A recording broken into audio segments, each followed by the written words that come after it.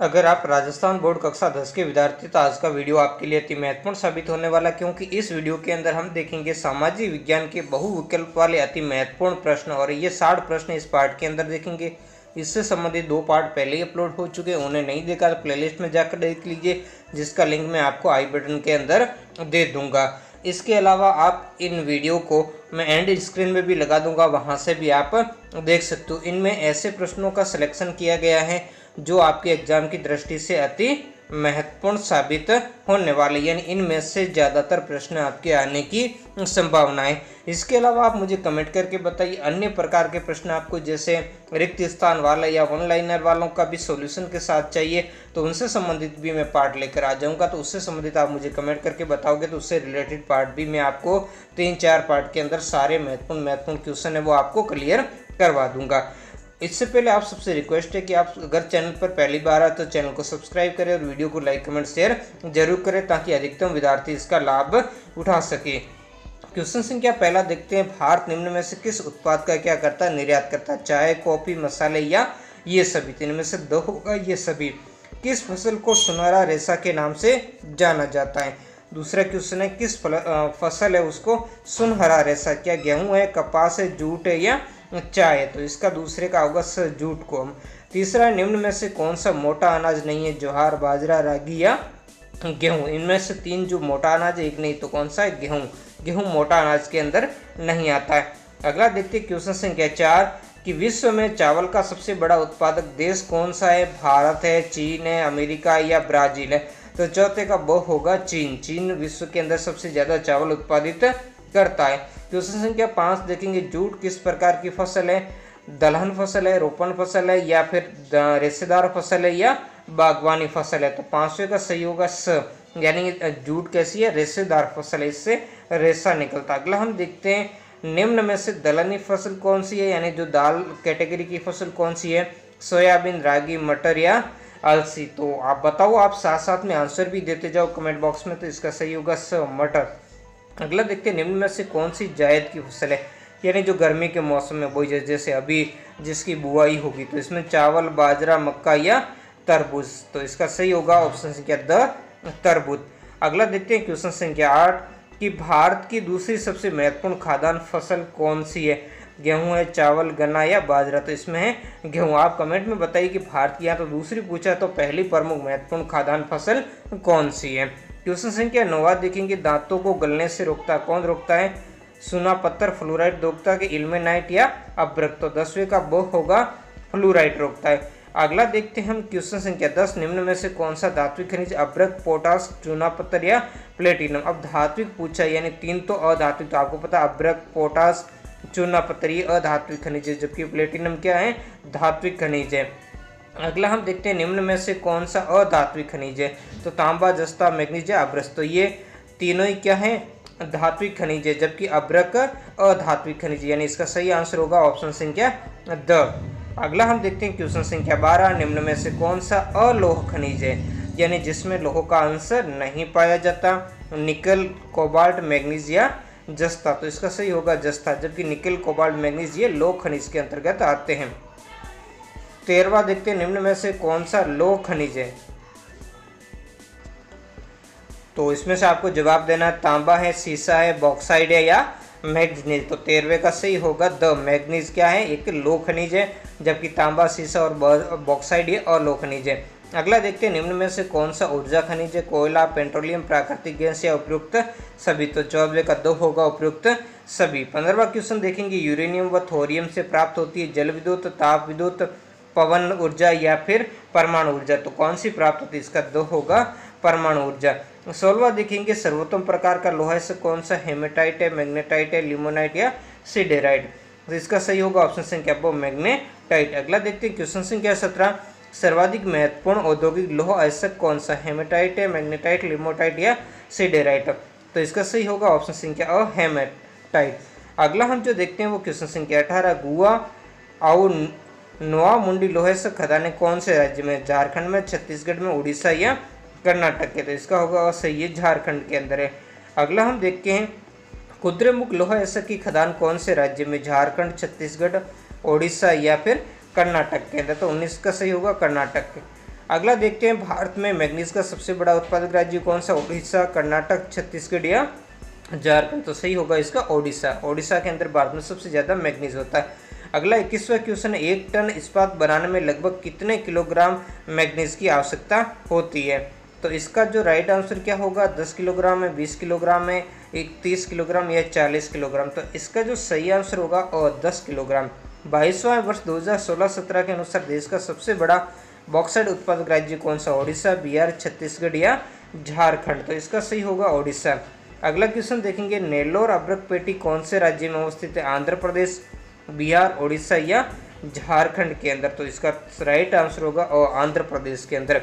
अगला क्वेश्चन देखेंगे कि वर्ष 2016-17 के अनुसार देश का सबसे बड़ा चूना पत्थर उत्पादक राज्य कौन सा? गुजरात, राजस्थान, मध्य प्रदेश या आंध्र प्रदेश? तो ये है राजस्थान।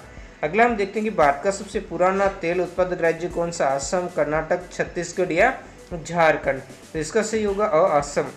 अगला हम देखते हैं कि कौन से उद्योग प्राकृतिक गैस के प्रमुख प्रयोक्ता हैं? तो कौन से? इस्पात उद्योग है, तांबा उद्योग, सीमेंट या ऊर्जा व उर्वरक उद्योग? तो इसका सही होगा तो ऊर्जा व उर्वरक उद्योग है, इसमें प्राकृतिक गैस की ये प्रमुख प्रयोक्ता हैं। अगला हम देखते हैं क्वेश्चन संख्या 27 कि केरल में मिलने वाली मोनाजाइट रेत में कौन सा खनिज पाया जाता है? या खनिज तेल, यूरेनियम, थोरियम या कोयला? तो इसका जो सही होगा थोरियम।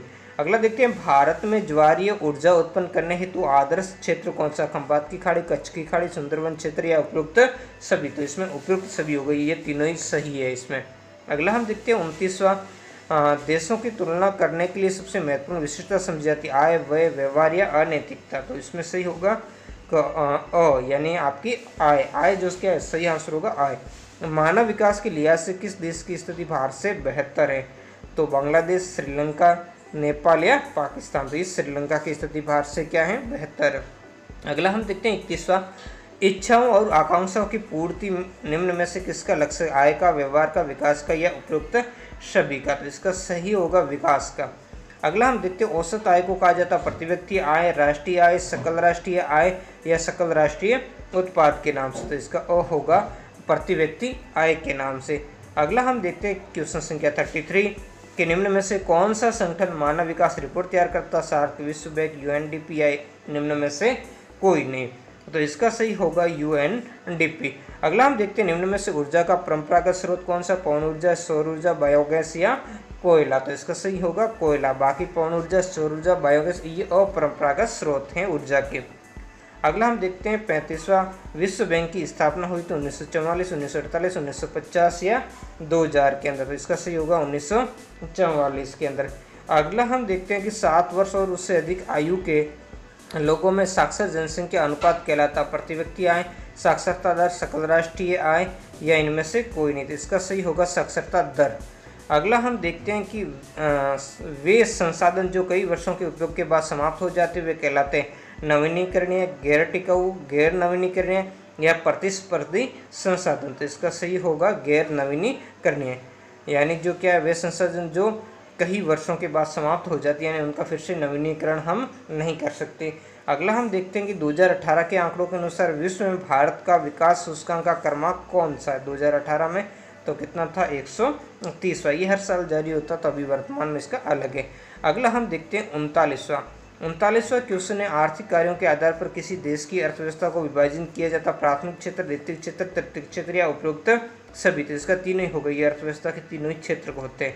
अगला देखिए, प्राथमिक क्षेत्र को इस नाम से जाना जाता है कृषि व्यवसाय क्षेत्र, सेवा क्षेत्र, औद्योगिक क्षेत्र या तृतीयक क्षेत्र? तो इसका असही होगा कृषि व सहायक क्षेत्र के नाम से।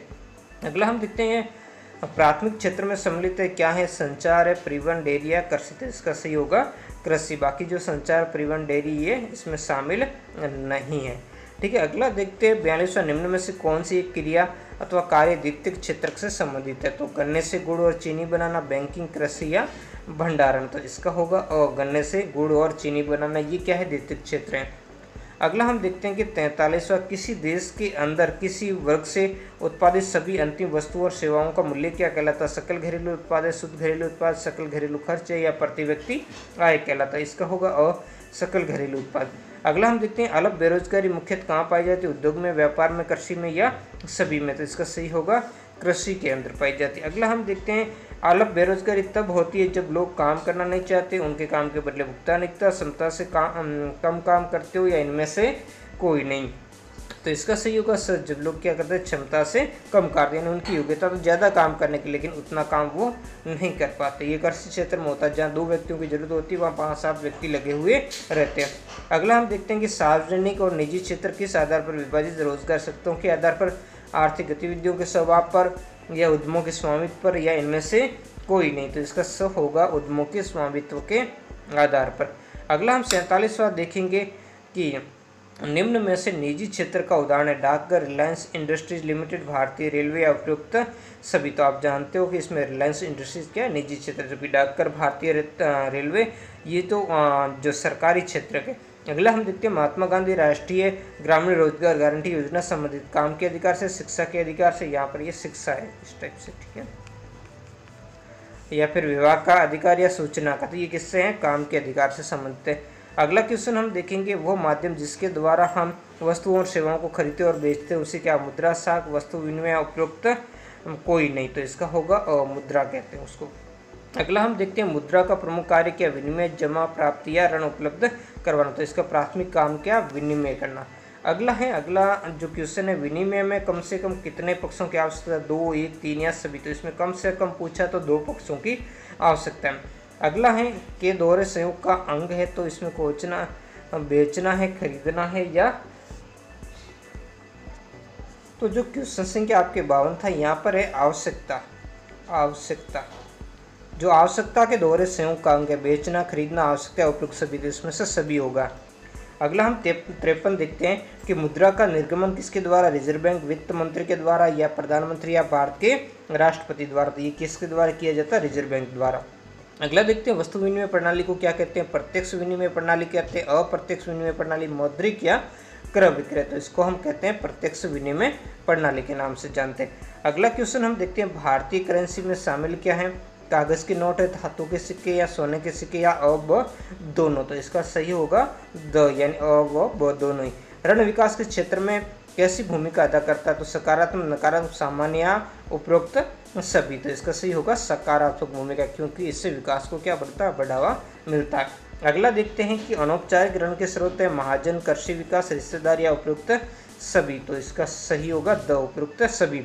अगला देखते हैं किस चीज़ को बैंक निष्पक्ष कहते हैं, बैंक में जमा मुद्रा को, घर पर रखी मुद्रा को, बैंक कर्मचारी को या उपयुक्त सभी को। तो इसमें बैंक में जो जमा मुद्रा उसको कहते हैं। अगला हम देखते हैं क्वेश्चन संख्या 59, किस मुद्रा का संबंध प्राचीन काल से नहीं है, कागज के नोट, सोने के सिक्के, चांदी के सिक्के, तांबे के। इसमें हमें पता है कागज के नोट प्राचीन काल। अब देखते हैं आज का अंतिम क्वेश्चन, निम्न में से कौन सी रोपण फसल नहीं है, चाय, गन्ना, चावल या रबर। तो इसका होगा चावल। तो ये इस प्रकार से ये 60 महत्वपूर्ण क्वेश्चन है जिनको हमने देखा। वीडियो कैसा लगा कमेंट करके जरूर बताएं। मिलते हैं नेक्स्ट वीडियो में नए टॉपिक के साथ। धन्यवाद।